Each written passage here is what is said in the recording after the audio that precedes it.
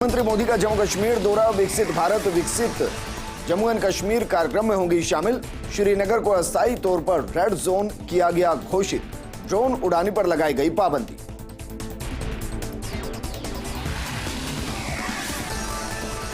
भारत जोड़ो न्याय यात्रा 7 मार्च को पहुंचेगी बांसवाड़ा। राहुल गांधी करेंगे जनसभा को संबोधित। रंधावा, डोटासरा, टीकाराम जूली ने तैयारियों का जायजा लिया।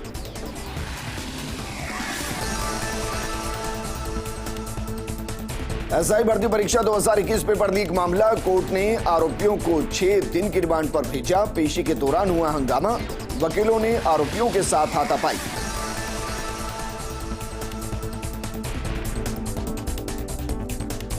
जयपुर नगर निगम हेरिटेज की साधारण सभा की बैठक में हंगामा। बीजेपी विधायक गोपाल शर्मा की मिनी पाकिस्तान वाले बयान के बाद आई हाथापाई की नौबत। एक दूसरे से उलझे बीजेपी और कांग्रेस के पार्षद। भरतपुर के रूपवास में एसीबी की कार्रवाई। रिश्वत लेते 2 पटवारियों को किया गया ट्रैप। वसीयतनामा चढ़ाने के एवज में मांगी थी 1 लाख रुपए की घूस। 50,000 रुपए बरामद की।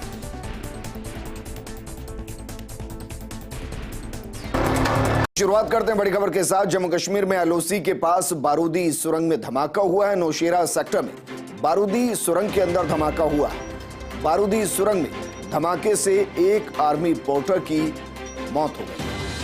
हालांकि धमाका किस वजह से हुआ है, ये जानकारी अभी तक नहीं। क्या किसी ने यहां पहले से बम को इम्प्लांट किया हुआ था या फिर धमाके की वजह कुछ और है?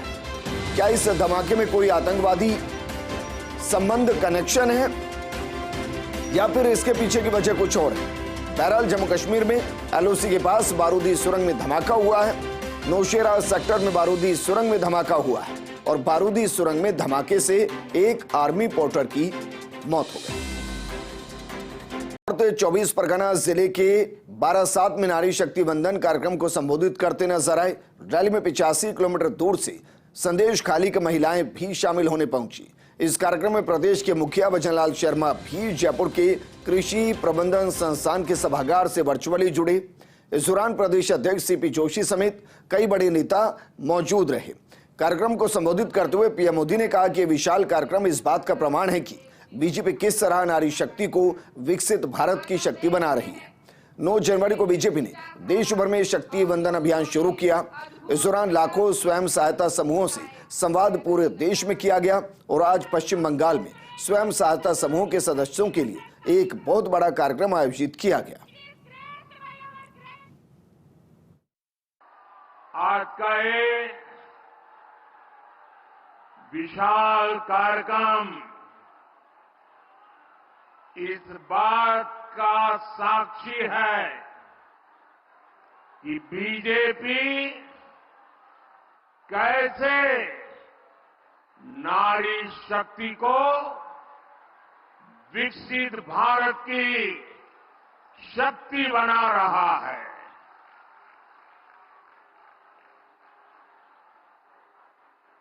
9 जनवरी को भाजपा ने देश भर में शक्ति वंदन अभियान शुरू किया था। इस दौरान देश भर में लाखों स्वयं सहायता समूहों से संवाद किया गया और अब आज यहां पश्चिम बंगाल में स्वयं सहायता समूह से जुड़ी बहनों का इतना विराट सम्मेलन हो रहा है। इस कार्यक्रम में देश भर से लाखों अन्य बहनें भी टेक्नोलॉजी के माध्यम से आज इस कार्यक्रम में हमारे साथ जुड़ी हुई है। जो दूर दूर अपने गांव में टेक्नोलॉजी के माध्यम से इस कार्यक्रम में भागीदार हुई है, मैं उन बहनों का भी और आप सभी का भी आपको वंदन करता हूं, आपका अभिनंदन करता हूं। राजस्थान नारी शक्ति की धरती है। यहाँ अपने देश के लिए नारियों ने सभी कुछ न्यौछावर किया है। मां पन्नादा है, स्वामी भक्त की मिसाल है। यही नहीं, यह शील की रक्षा हेतु वीरांगनाओं ने जौहर भी किया है। मेरा कृष्ण भक्ति का अनुपम उदाहरण है। हाड़ी रानी ने पति को अपना शीश काट कर दे दिया था। इस धरती ने हमेशा माँ की वंदना की। हम सब लोगों ने वेदों, उपनिषदों में, साहित्यों में पढ़ा है कि नारी को हमेशा सर्वश्रेष्ठ माना है। और हमने जब भी हम लोग नारा लगाते हैं तो भारत माता की जय बोलते हैं, भारत पिता की जय नहीं बोलते। तो इसी से संज्ञान में आता है कि देश संस्कारों वाला किस प्रकार से हमारे पुरखों ने जिस प्रकार की रचना की है उसमें नारी को सर्वश्रेष्ठ माना है। यत्र नारीस्तु पूजन्ते रमन्ते तत्र देवता। ये भाव आज से नहीं वर्षों से है और इस भाव को सच्चे मन से सरकार में आने के बाद अगर किसी ने इसको परिलक्षित किया है तो उस व्यक्ति का नाम है नरेंद्र भाई मोदी। और हमने तो यह भी देखा है कि देश में नई संसद आत्मनिर्भर भारत का जीता जागता उदाहरण। और नई संसद बनने के बाद उस नई संसद में इस देश में पहला कोई कानून आया तो उस कानून का नाम है नारी शक्ति वंदन अधिनियम।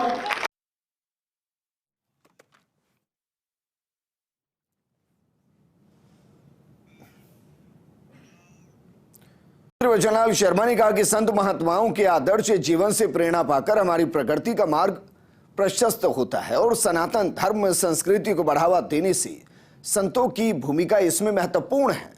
सरकार गोवंश के संरक्षण के लिए प्रतिबद्ध है और पशुधन के कल्याण के लिए राज्य सरकार विभिन्न योजनाओं का संचालन कर पशुपालकों को लाभान्वित कर रही है। ये रिपोर्ट देखिए। मुख्यमंत्री भजनलाल शर्मा ने संत समाज गौ भक्तों की आभार सभा को ओटीएस स्थित मुख्यमंत्री निवास से वर्चुअली संबोधित किया। इस कार्यक्रम में आए साधु संतों ने गौ माता के हितों के लिए किए गए निर्णयों, ईआरसीपी और यमुना जल समझौते के लिए मुख्यमंत्री का आभार व्यक्त किया। इस दौरान मुख्यमंत्री ने कहा कि राज्य सरकार ने अपने 2.5 महीने के अल्प कार्यकाल में पानी की समस्या को दूर करने के लिए प्राथमिकता से कार्य किया है।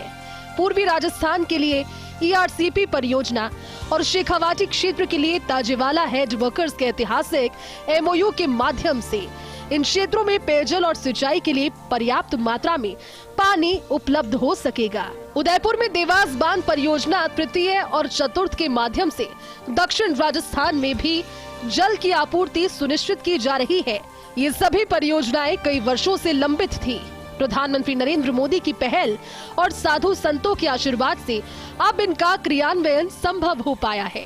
उदयपुर संभाग में जो हमारी पर्वत श्रृंखला है अरावली, इनका आधा पानी हमारा बंगाल की खाड़ी में के लिए आता था और आधा पानी अरब सागर में इसका जाता था।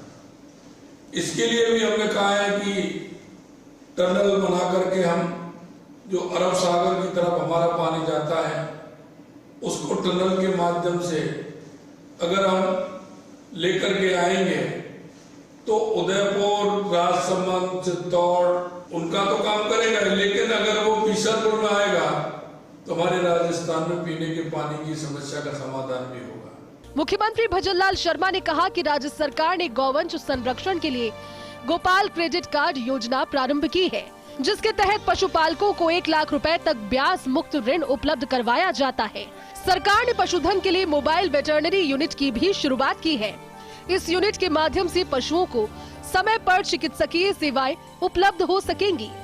उन्होंने कहा कि अयोध्या में रामलला की प्राण प्रतिष्ठा के बाद राज्य सरकार बस, ट्रेन और हवाई जहाज के माध्यम से दर्शनार्थियों के लिए परिवहन की सुविधा भी उपलब्ध करवा रही है।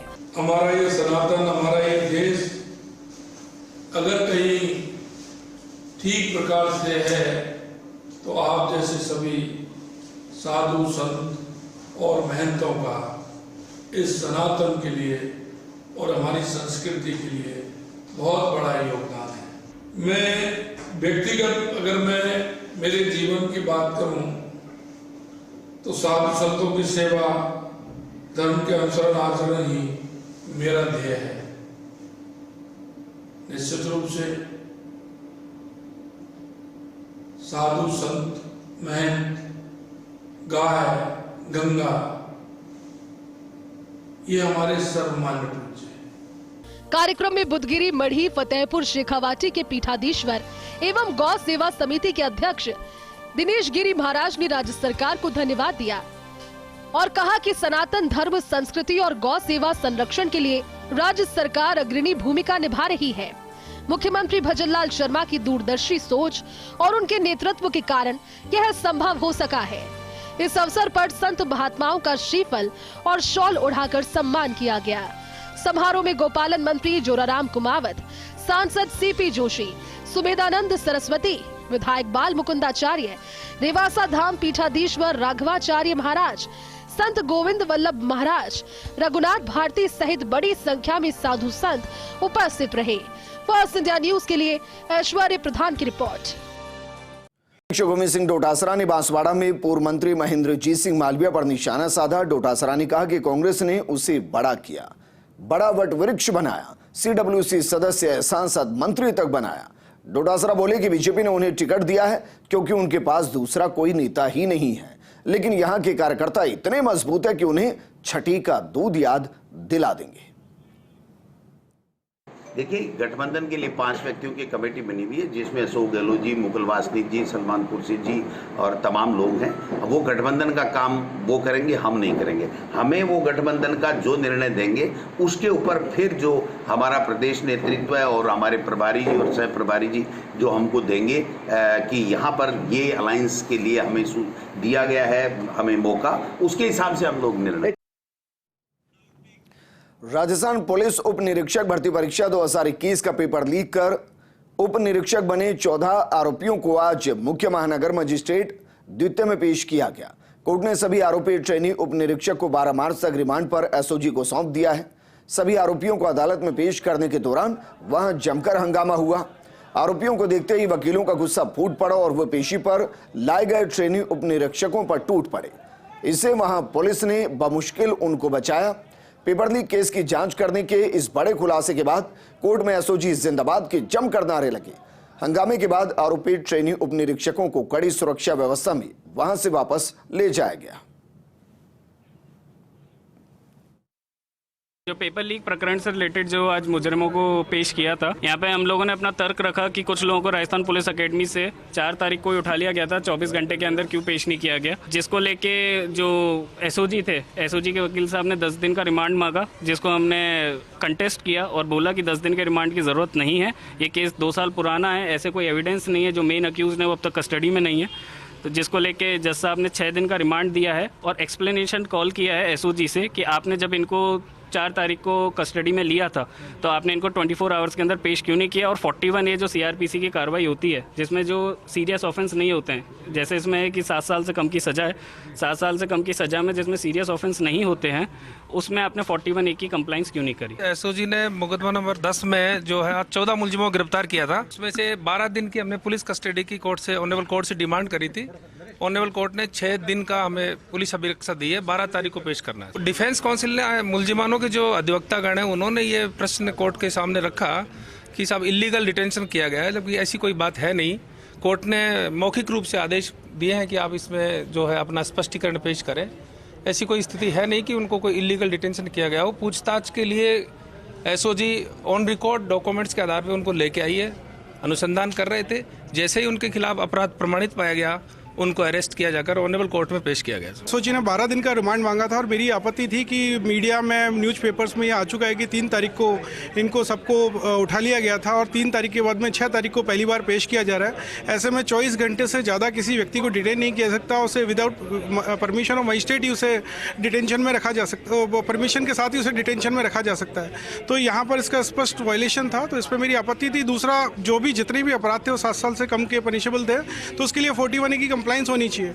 अगर ये अक्यूज उसमें कॉपरेट नहीं करते तो उनको गिरफ्तार किया जाना था। 41 की कंप्लाइंस नहीं हुई थी। कोर्ट ने हालांकि 12 तारीख तक का रिमांड इनको दिया, लेकिन साथ में जो हमारे जो आपत्ति थी कि साहब इनको 24 घंटे से अधिक डिटेंशन में रखा गया विदाउट परमिशन ऑफ कोर्ट और 41A CRPC के नोटिस की उसके प्रोविजंस की पालना नहीं हुई, तो उस पर कोर्ट ने इनसे स्पष्टीकरण भी कॉल किया। एक जो जयपुर हेरिटेज नगर निगम की 3 साल बाद हुई साधारण सभा की बैठक जोरदार हंगामे की भेंट चढ़ गई। सदन में मारपीट तक की नौबत आ गई। विधायक गोपाल शर्मा के मिनी पाकिस्तान के बयान पर सदन में जोरदार हंगामा हुआ।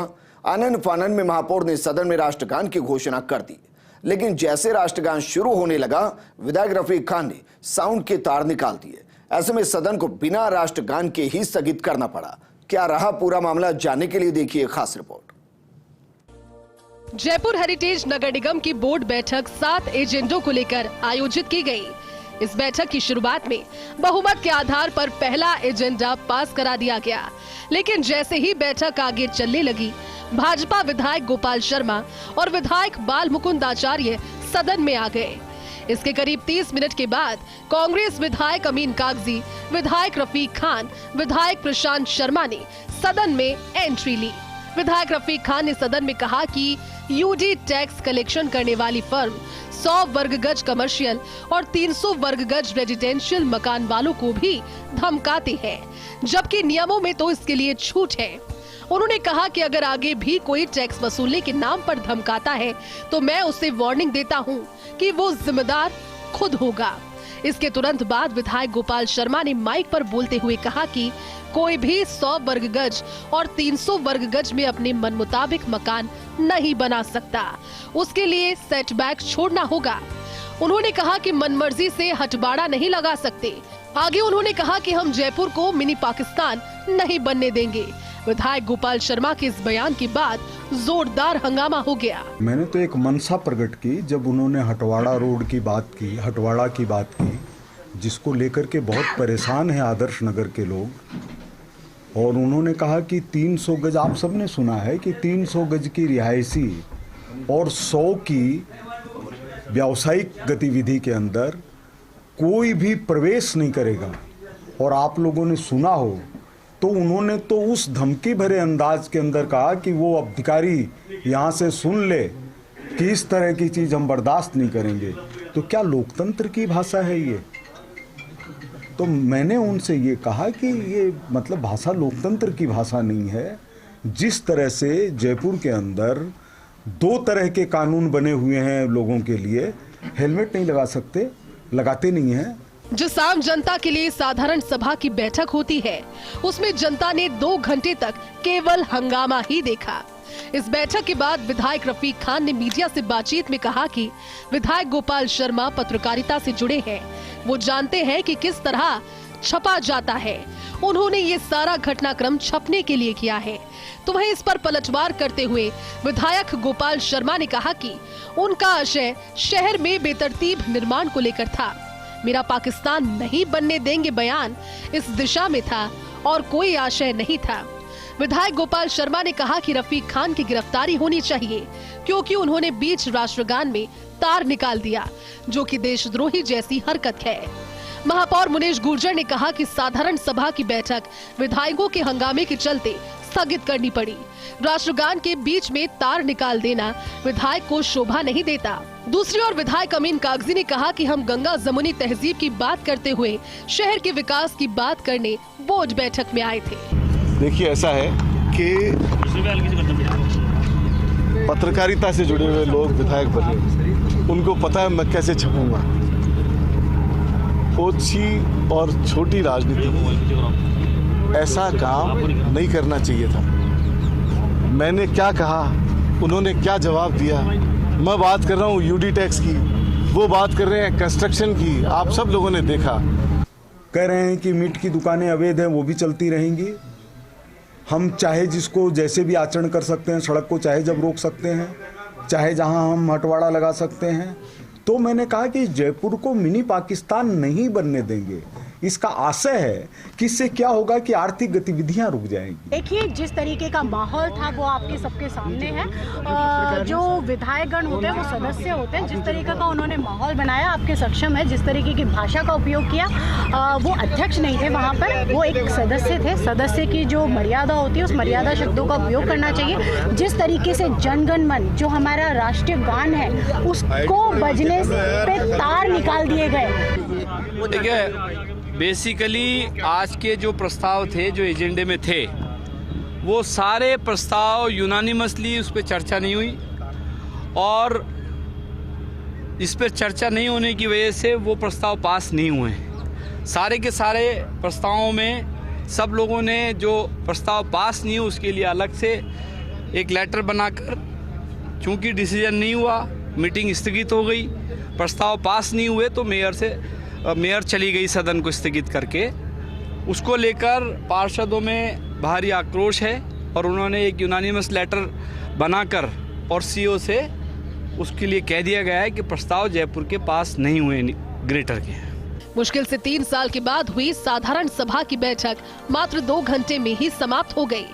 सदन में पार्षदों को चर्चा करनी थी, लेकिन हंगामे के चलते महापौर को बोझ बैठक स्थगित करनी पड़ी और जनता के मुद्दों पर कोई खास चर्चा नहीं हो पाई। फर्स्ट इंडिया के लिए सहयोगी जियाउद्दीन खान के साथ भारत दीक्षित की रिपोर्ट। सीबीआई के 100 से ज्यादा अधिकारियों की टीमों ने पिछले 2 दिनों से जोधपुर में डेरा डाल रखा है और बैंक के सर्वर की कमी का लाभ उठाकर 800 करोड़ के घोटाले के मामले में जोधपुर के विभिन्न इलाकों में सीबीआई की टीमें पड़ताल कर रही हैं। बैंक के सर्वर की कमी का फायदा उठाकर हजारों लोगों ने बैंक से धोखाधड़ी करते हुए करीब 800 करोड़ रुपए अपने खातों में जमा कर लिए थे, जिसके बाद यूको बैंक द्वारा सीबीआई में मामला दर्ज करवाने के बाद आज सीबीआई की टीम लोहावट सहित आस पड़ोस के क्षेत्र में पहुंची और अलग अलग जगह दबिश देकर लोगों से पूछताछ शुरू की गई। लोकसभा चुनाव से पहले राजस्थान के दूसरे बड़े जिले जोधपुर में आयकर विभाग की बड़ी कार्रवाई के बाद में सीबीआई का डेरा डालना अपने आप में अचंभे में डालता है। लेकिन जिस तरीके से 100 से अधिक सीबीआई के अधिकारी और कर्मचारी जोधपुर में डेरा डाले हुए हैं, 14 किलोमीटर दूर इस रिसोर्ट में जिस तरीके से बड़े वित्तीय लेन देन को लेकर के मनी लॉन्ड्रिंग की बात कहें या पैसा किसी के खाते में कहां से आ गया उसकी बात कहें या बैंक की भूमिका की बात कहें, खूब सारे मुद्दे हैं जिसको लेकर के संभवतः आरबीआई के किसी डायरेक्शन को पालना में जिस तरीके से पड़ताल करने के लिए लोहावट, फलौदी, ओसियां के आसपास के अलावा पश्चिमी राजस्थान के कई जिलों में सीबीआई की टीमें तड़के जल्दी निकलती है। सहयोग बन सिंह आपको दूर तक तस्वीर दिखा रहे हैं। ये वो रास्ता है जहां से सीबीआई का रिसोर्ट तक रास्ता जाता है, वो पूरी तरह से सील है। 35 कमरे बुक किए गए हैं और जिस तरीके से इस रिसोर्ट में अधिकारियों की टीम रुकी हुई है, हरियाणा नंबर की गाड़ियां हैं, दिल्ली नंबर की गाड़ियां, 35 के करीब कार टैक्सियां जोधपुर की बुक की गई है और यहाँ पे पड़ताल की जा रही है। और निश्चित रूप से जब खुलासा होगा तो बड़ा खुलासा होगा, क्योंकि सीबीआई के 1 या 2 अधिकारी आते हैं, उसमें भी जो गलत काम करते हैं उसकी पतलून ढीली हो जाती है। यहाँ तो 100 से अधिक कर्मचारियों की, अधिकारियों की जब टीम आई है, यानी कि कुछ बड़ा गड़बड़ चाला है। जब खुलेगा तब सारा जो सच है वो सामने आएगा। सुबन सिंह गहलोत के साथ Rajeev Gaur, first India news, Jodhpur. Churu के सुजानगढ़ के भरत बेड़िया में अंतर्राष्ट्रीय रिसर्च विंग में भारत का प्रतिनिधित्व करते हुए फाइनल में 16 देशों की रिसर्च टीमों को पछाड़ते हुए सूची में शीर्ष स्थान पर जगह हासिल की है। विश्व स्तरीय रिसर्च सेमिनार में भारत का प्रतिनिधित्व करते हुए 170 मिनट के भाषण और प्रेजेंटेशन में बेड़िया ने भारतीय उपलब्धियों को बेहतरीन ढंग से प्रस्तुत किया, जिसके बाद अंतर्राष्ट्रीय रिसर्च विंग के अध्यक्ष ने भरत बेड़िया को अपनी कुर्सी पर बिठाकर सम्मानित किया। इस दौरान महामहिम राष्ट्रपति, गृह सचिव और विदेश सचिव ने भी भारत को बधाई दी। Yes, definitely it's a great opportunity to move on. I think it's all a game of first and once. After a Chinese goal, it's all about a miracle that has happened out of the box. 160 total countries थी, इसमें last में करते last में यहाँ तक पहुँचे और finally जीत के लौटे। सो बहुत खुशी है उस चीज़ का। यानी कि ईवीएम विपक्ष में आते ही बेईमान हो जाती है। कांग्रेस हो या बीजेपी, दोनों के लिए मशीन तब ही बेईमान होती है जब चुनाव में हार मिली हो। कभी बीजेपी तो कभी कांग्रेस ईवीएम मशीन के विरोध में खड़ी दिखाई देती रही। देखिए ईवीएम पर यह स्पेशल रिपोर्ट। मध्य प्रदेश, छत्तीसगढ़ और राजस्थान में हुए विधानसभा चुनाव में कांग्रेस की हार के बाद एक बार फिर ईवीएम के सुरक्षित होने पर सवाल खड़े हो गए हैं। कांग्रेस सहित अन्य विपक्षी दल के नेता ईवीएम की जगह बैलेट पेपर से चुनाव करवाने की मांग कर रहे हैं। ईवीएम का सबसे पहले विरोध बीजेपी के वरिष्ठ नेता लाल कृष्ण आडवाणी ने किया था। साल 2009 के अक्टूबर में भाजपा के वरिष्ठ नेता आडवाणी ने एक इंटरव्यू दिया था, जिसमें उन्होंने ईवीएम की जगह मत पत्रों से चुनाव कराने की बात कही थी। चुनाव आते ही ईवीएम हो जाती बेईमान। साल 2008 में हुए लोकसभा चुनाव में कांग्रेस की जीत हुई थी। वरिष्ठ बीजेपी नेता लाल कृष्ण आडवाणी ने उठाया था मुद्दा, जब तक चुनाव आयोग यह सुनिश्चित नहीं कर लेता कि ईवीएम फुल प्रूफ है, तब तक महाराष्ट्र और कुछ अन्य राज्यों में होने वाले चुनाव मत पत्रों से कराए जाने चाहिए। चुनाव आयोग को ईवीएम में खराबी की हर संभावना को ध्यान में रखना चाहिए। इनके अलावा भाजपा सांसद जीवीएल नरसिम्हा राव ने ईवीएम पर किताब लिखी थी, लोकतंत्र खतरे में। क्या हम अपनी इलेक्ट्रॉनिक वोटिंग मशीनों पर भरोसा कर सकते हैं? Democracy at risk, can we trust our electronic voting machines? Narasimha ने यह किताब साल 2010 में लिखी थी। किताब के कवर पेज पर लिखा था, भारत की इलेक्ट्रॉनिक वोटिंग प्रणाली की अखंडता सुनिश्चित करने में चुनाव आयोग की विफलता का चौंकाने वाला खुलासा। किताब में हैदराबाद के तकनीकी विशेषज्ञ हरि प्रसाद ने मिशिगन यूनिवर्सिटी के 2 शोधार्थियों के साथ मिलकर ईवीएम को हैक करने के दावे का जिक्र किया। 6 अगस्त 1980 को चुनाव आयोग ने पहली बार राजनीतिक दलों को ईवीएम दिखाई। सभी पक्षों पर गौर करने के बाद सभी दलों ने पॉजिटिव फीडबैक दिया। भारत इलेक्ट्रॉनिक लिमिटेड को ईवीएम बनाने की जिम्मेदारी मिली। 1982 में पायलट प्रोजेक्ट के तौर पर केरल में ईवीएम से वोटिंग हुई। पीपल्स रिप्रेजेंटेशन यानी आरपी एक्ट 1951 में अमेंडमेंट के बाद नवंबर 1998 में ईसी ने एक्सपेरिमेंट के तौर पर देश की 16 विधानसभा सीटों पर ईवीएम का इस्तेमाल किया।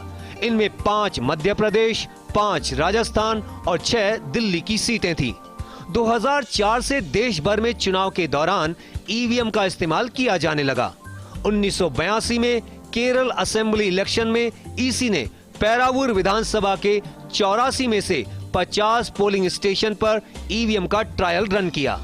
इलेक्शन से पहले सीपीएम के सिवान पिल्लई ने हाई कोर्ट में ईवीएम के इस्तेमाल के खिलाफ पिटीशन दायर की थी। हाई कोर्ट ने इसे खारिज कर दिया तो मामला सुप्रीम कोर्ट पहुंचा। इसके बाद बैलेट पेपर से ही चुनाव करवाए गए, जिसमें जीत मिली। ईवीएम को लेकर इलेक्शन कमीशन का कहना है कि ईवीएम को हैक नहीं किया जा सकता है। अगस्त 2009 में इलेक्शन कमीशन ने उन लोगों के सामने ईवीएम को डेमोन्स्ट्रेट किया जो उस पर सवाल उठाते थे। 10 राज्यों में इस्तेमाल की गई 100 ईवीएम को डेमोन्स्ट्रेशन के लिए रखा गया। सवाल उठाने वाला कोई भी व्यक्ति उसमें गड़बड़ी नहीं निकाल पाया। ईवीएम में एक बार में 64 कैंडिडेट्स के लिए वोट दिए जा सकते हैं। ईवीएम में 1 मिनट में 5 वोट ही डाले जा सकते हैं, यानी 30 मिनट में केवल 150 वोट डाले जा सकते हैं। एक बैलेटिंग यूनिट की कैपेसिटी 16 कैंडिडेट्स की होती है। कैंडिडेट्स 64 से ज्यादा होते हैं तो बैलेट पेपर का इस्तेमाल करना पड़ता है। ईवीएम की वोट कैपेसिटी 3840 है, जबकि एक पोलिंग स्टेशन पर वोटर्स की संख्या 1500 के आसपास होती है। अगर किसी इलाके में पावर कनेक्शन नहीं है तो वहां भी ईवीएम काम कर सकती है। ईवीएम मशीन 6 वोल्ट की सिंपल बैटरी से चलती है। ईवीएम में वोटिंग का डाटा 10 साल से ज्यादा वक्त तक सेफ रहता है। ईवीएम को रीप्रोग्राम्ड नहीं किया जा सकता और ना उसे किसी बाहरी डिवाइस से कंट्रोल किया जा सकता है। ये वोटर को केवल एक बार वोट डालने के लिए डिजाइन की गई है।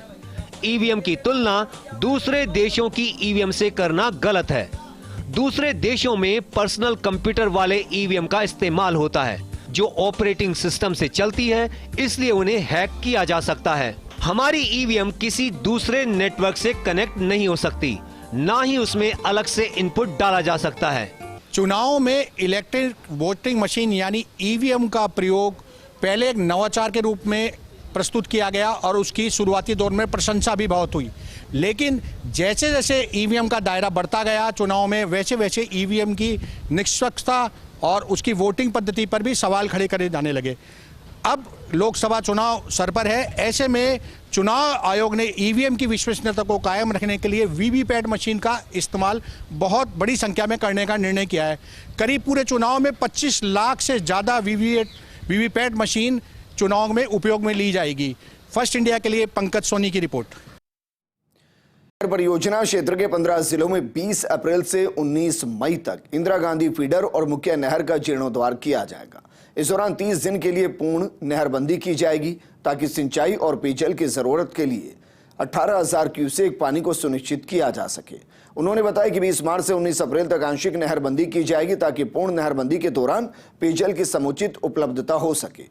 अतिरिक्त मुख्य सचिव जल संसाधन अभय कुमार ने वीडियो कॉन्फ्रेंसिंग के माध्यम से जल संसाधन विभाग, जल स्वास्थ्य अभियांत्रिकी विभाग और इंदिरा गांधी नहर परियोजना से जुड़े अधिकारियों को इस संबंध में समुचित व्यवस्था सुनिश्चित करने के लिए दिशा निर्देश दिए।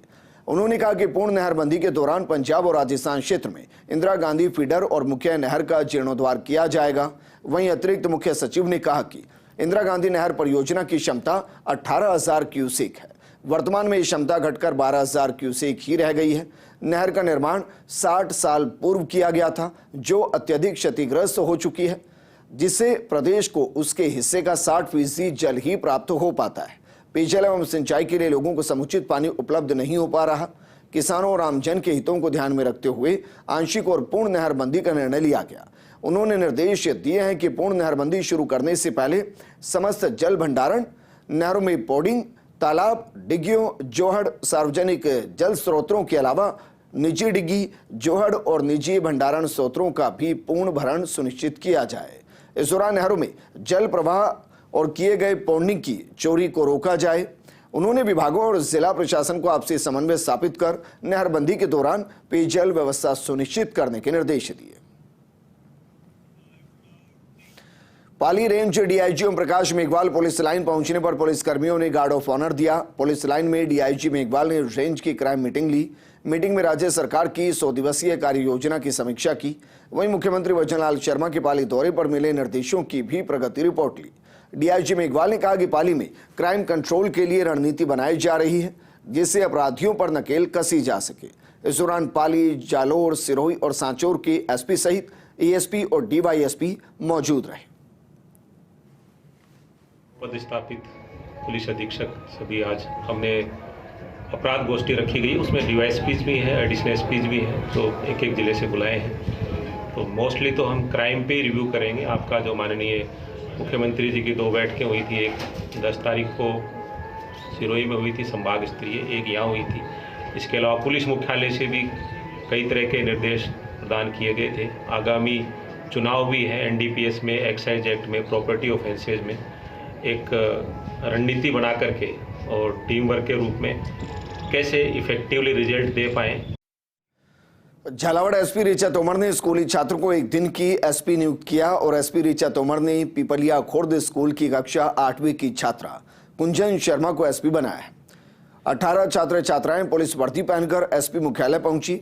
इस दौरान बच्चों ने एसपी ऋचा तोमर से मुलाकात कर सलामी दी। एसपी ऋचा तोमर ने बच्चों को पुलिस की कार्यप्रणाली समझाई। एसपी तोमर ने छात्रा कुंजन शर्मा को एसपी की कुर्सी पर बैठाकर उनका मान बढ़ाया और 1 दिन का एसपी बनाया और पुलिस प्रणाली की जानकारी दी। इसके बाद सभी बच्चों ने मिनी सचिवालय में पुलिस कार्यालय का दौरा किया। इस दौरान छात्रों का एएसपी ने भी हौसला बढ़ाया।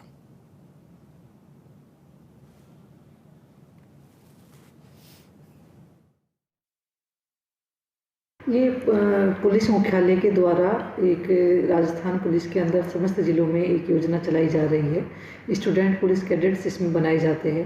इसका मूल उद्देश्य ये है कि पुलिस को लेकर जो बचपन में ही बच्चों के अंदर भ्रांतियाँ पैदा हो जाती है, उन सब चीज़ों का निराकरण हो। तो इसमें बच्चों को पुलिस कैडेट बनाया जाता है, उनको थानों की विजिट कराई जाती है और साथ साथ में जो पुलिस की वर्किंग है उनसे उनको अवेयर किया जाता है। मैं पिपलिया खुर्द स्कूल से आई हूँ और मेरे को 1 दिन का एसपीसी साहब ने एसपीसी मैम बनाया है और मैं मेरे साथ सब एसपीसी स्टूडेंट को लाई हूँ। मेरे को बहुत अच्छा लगा यहाँ पे आकर और एसपीसी साहब को मिलकर मुझे बहुत अच्छा लगा और मैं 1 दिन की एसपीसी बन चुकी। इन दिनों एक विदेशी युवती और मेहंदीपुर बालाजी के युवक की शादी की चर्चाएं हैं। आज बेरा हाउस में दोनों के घर वालों के साथ हल्दी की रस्म अदायगी की गई। इस दौरान सभी ने मिलकर जमकर डांस किया। दरअसल इटली की क्रिस्टीना और मेहंदीपुर बालाजी के ऋतुराज इन दिनों जैसलमेर शादी करने आए हुए हैं। ब्राह्मण परिवार के ऋतुराज हिंदू रीति रिवाजों के साथ क्रिस्टीना के साथ साथ फेरे लेने पहुंची। इनकी शादी में 30 लोग इटली से तो 30 लोग मेहंदीपुर बालाजी से शामिल हुए। आज रात वैदिक मंत्रों के साथ साथ फेरे लेकर हमेशा हमेशा के लिए एक दूसरे के हो जाएंगी। निजी कंपनी में ई-कॉमर्स का काम करने वाले ऋतुराज ने बताया कि साल 2018 में उनकी क्रिस्टीना से पहली मुलाकात जयपुर में हुई थी। क्रिस्टीना उस दौरान अपनी पढ़ाई के दौरान जयपुर आई हुई थी। आखिरकार 5 साल के लंबे इंतजार के बाद दोनों ने शादी का फैसला किया है। अपने कल्चर में शादी हो या विवाह हो, इस चीज को बहुत ज्यादा महत्व दिया जाता है, जबकि इनके यहाँ पे उतनी देखा जाता है, महत्व दिया जाता है, लेकिन ये कल्चरल अगर देखा जाए तो इतनी सारी एक्टिविटीज, रिचुअल्स नहीं होते हैं। तो हम लोग काफी एक्साइटेड हैं और इनके फैमिली फ्रेंड्स वगैरह भी काफी एक्साइटेड हैं इस चीज को लेकर के कि क्या क्या रिचुअल्स हैं। पहली बात तो ये कि भाषा का बड़ा हुआ है, तो कई बार मुझे ही खड़ा होकर के बताना पड़ता है कि भाई ये क्यों हो रहा है। जैसे अभी आज हमने सुबह हल्दी का प्रोग्राम किया, तो कैसे करके कैसे बताना है, तो मेरे पेरेंट्स ने बताया इनके पेरेंट्स को, फिर उन्होंने किया, तो उनको भी बड़ा अच्छा लग रहा है कि वो इस चीज का महत्व समझ रहे हैं कि ये क्यों किया जा रहा है, क्या कारण होता है, किस तरीके से किया जा रहा है। बहुत एक्साइटेड है। आप देख रहे होंगे कि भाई कितना सब लोग येलो कलर में पहन करके एकदम एक्साइटेड हैं इस चीज को। फिर अपना कल्चर भी बहुत अच्छा है, खाना, सारी चीज इनको पसंद आ रही है। Suraj and I met some years ago during my stay in Jaipur, and we stayed friends for many years until we decided that we wanted to get married and we wanted our families to meet. So yeah, we decided around 6 months ago that we wanted to get married, and yeah, our families met and everything has been great so far. My parents are very open-minded and they immediately agreed, and they like Rituraj a lot, so there was no problem at all. Oh, it's really nice. I'm very excited to be here, yes. Oh, I really liked all the dancing and the colors, and yeah, it's a lot of fun. Yeah, we're having fun, yes. Oh, yeah, I've seen it on social media a little bit, but yeah, it's my first time experiencing it myself. It's crazy, but it's nice. It's nice. It was really nice to get ready and get the outfit. I just like being with everyone, spending time together with the two families meeting, and that's really nice. आयुक्त मंजू राजपाल ने JDA के चिंतन सभागार में प्रवर्तन शाखा की समीक्षा बैठक ली। बैठक में प्रवर्तन शाखा में अतिक्रमण और अवैध निर्माणों पर की गई कार्रवाइयों को प्रतिदिन अपडेट करने के निर्देश दिए। जेडीए आयुक्त मंजू राजपाल ने हिदायत दी कि प्रवर्तन शाखा द्वारा साप्ताहिक एवं मासिक रूप से प्राथमिकता के आधार पर श्रेणीवार कार्य योजना बनाकर अवैध अतिक्रमणों निर्माणों पर कार्रवाई की जाए। उन्होंने कहा कि अवैध निर्माणकर्ता द्वारा न्यायालय में प्रस्तुत शपथ पत्र के आधार पर सील खोलने के पश्चात प्रवर्तन शाखा द्वारा यह सुनिश्चित किया जाए कि प्रस्तुत शपथ पत्र की अनुपालना की गई है या नहीं। इसको लेकर निरंतर मॉनिटरिंग की जाए। अतिक्रमणों और अवैध निर्माणों के सभी प्रकरणों में पारदर्शिता के साथ कार्रवाई की जाए। जेडीए आयुक्त मंजू राजपाल ने कहा कि सरकारी भूमि पर अतिक्रमण हटाने के लिए एसओपी बनाकर अतिक्रमण हटाने की कार्रवाई की जाएगी। इसके लिए 2 टीमों का गठन किया जाएगा। प्रत्येक टीम में लैंड बैंक शाखा से 2 अमीन पटवारी प्रवर्तन शाखा के अधिकारी के साथ मिलकर कार्य करेंगी। जेडीए आयुक्त ने अतिक्रमण मुक्त करवाई गई सरकारी भूमि पर तारबंदी और जेडीए संपत्ति के बोर्ड लगाने के निर्देश दिए। साथ ही हिदायत दी कि अवैध निर्माण और अतिक्रमणों के मामलों में किसी भी तरह की कार्रवाई करने से पूर्व आवश्यक और ठोस साक्ष्य प्राप्त होने के पश्चात ही नियमानुसार कार्रवाई की जाए।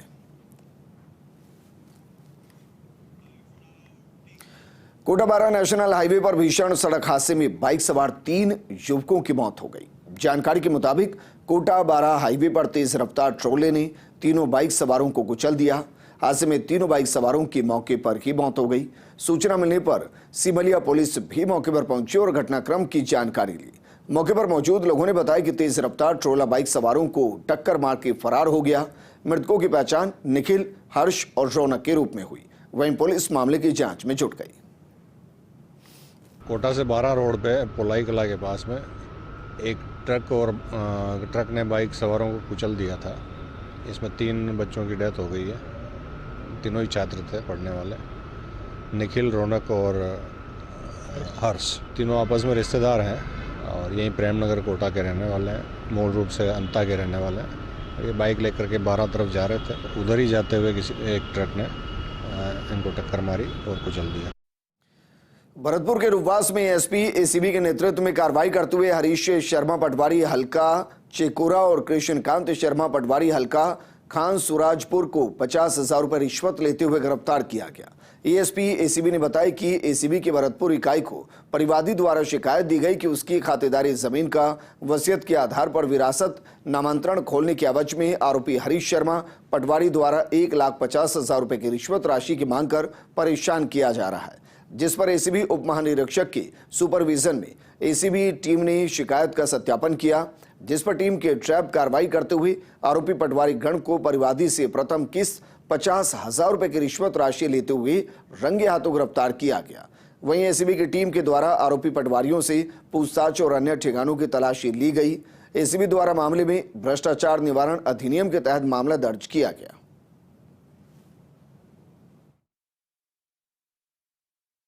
एसीबी भरतपुर यूनिट ने एक ट्रैप की कार्रवाई की है रूपवास क्षेत्र में।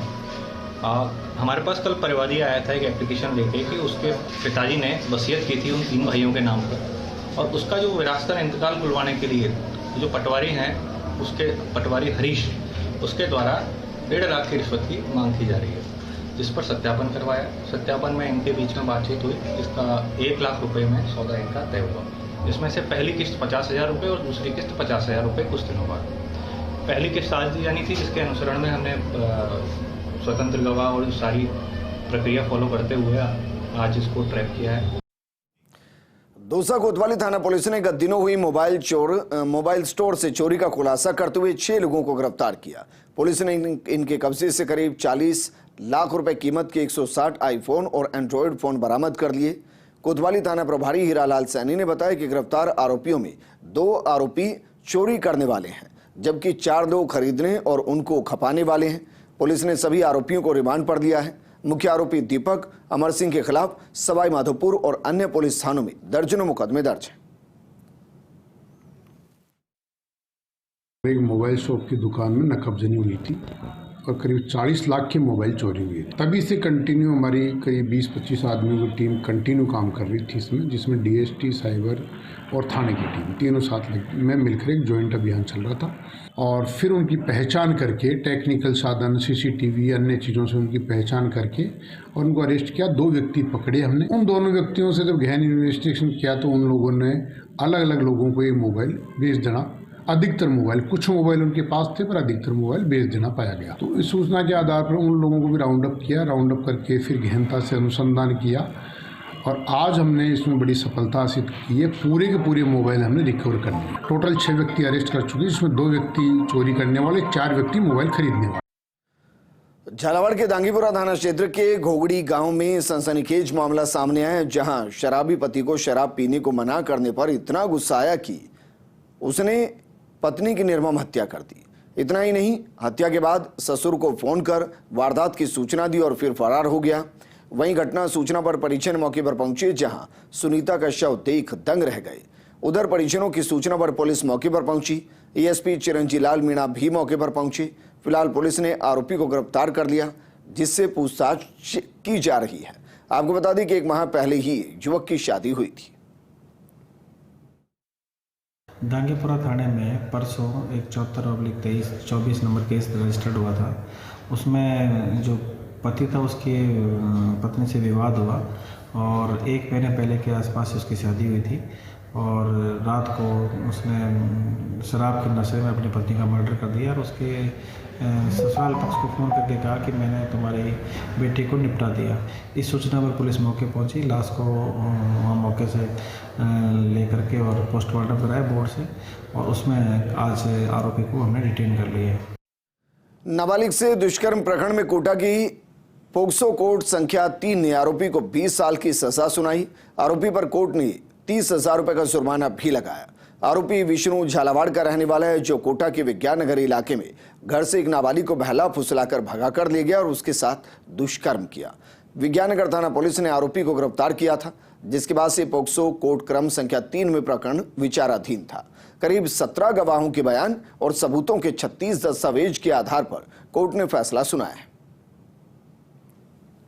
देश की पहली राइफल स्थापित की गई 1965, 1971 और करगिल जैसे युद्धों में विशेष भूमिका निभाने वाली भारतीय सेना की SLR 7.62 mm राइफल अब शहीद स्मारक में भी स्थापित कर दी गई।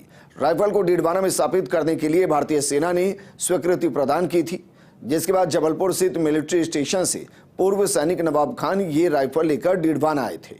जिला सैनिक कल्याण अधिकारी कर्नल राजेंद्र सिंह ने बताया कि सेना के प्रति लोगों में सम्मान का भाव पैदा करने और अपना बलिदान देने वाले शहीदों की याद जीवंत बनाए रखने के उद्देश्य से ये राइफल डीडवाना के शहीद स्मारक पर स्थापित की गई है। जैसा कि आप देख रहे हैं, एक भव्य शहीद स्मारक अभी बन के लगभग तैयार हो चुका है और इसी तैयारी के तहत इसमें एक प्लानिंग के अंतर्गत राइफ़ल लगाना भी हमने ज़रूरी समझा था।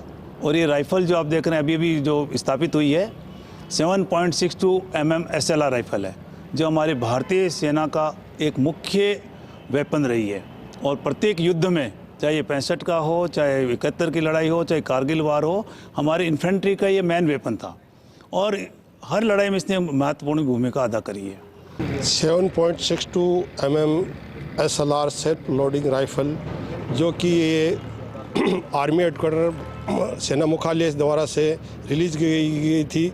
इस राइफल को पेपर वर्किंग करने के लिए हमारे कर्नल राजेंद्र सिंह जोधा के निर्देशित के अनुसार से हमने कार्रवाई की, जो कि ये राइफल हमारे कर्नल राजेंद्र सिंह जोधा के ही पेपर वर्किंग के कारण से हमारे राज्य सैनिक बोर्ड के द्वारा सेना मुख्यालय में भेजी गई। वहाँ से हमारे को यहाँ से स्वीकृति मिली गई थी। फिर उस राइफल को कलेक्ट करने के लिए मैं जबलपुर गया था। जबलपुर COD से ये कलेक्ट करके लेके आए थे। ज़रूर हमने इस राइफल को चलाया हुआ है। हमने सेना में 30 साल नौकरी की है और हमारी नौकरी के दौरान यही राइफल थी। इसके बाद में इंसास आई है तो इसको खूब अच्छी तरह से चलाई है और ये इसका रेंज 300 गज तक है। 300 गज तक किलिंग रेंज है और वैसे इसका राउंड 500 गज तक जाता है। 500 गज तक दुश्मन को जख्मी कर देती है। इस बुलेटिन में फिलहाल इतना ही, लेकिन आप बने रहिए फर्स्ट इंडिया न्यूज़ के साथ, क्योंकि खबरों का सिलसिला लगातार जारी है। नमस्कार।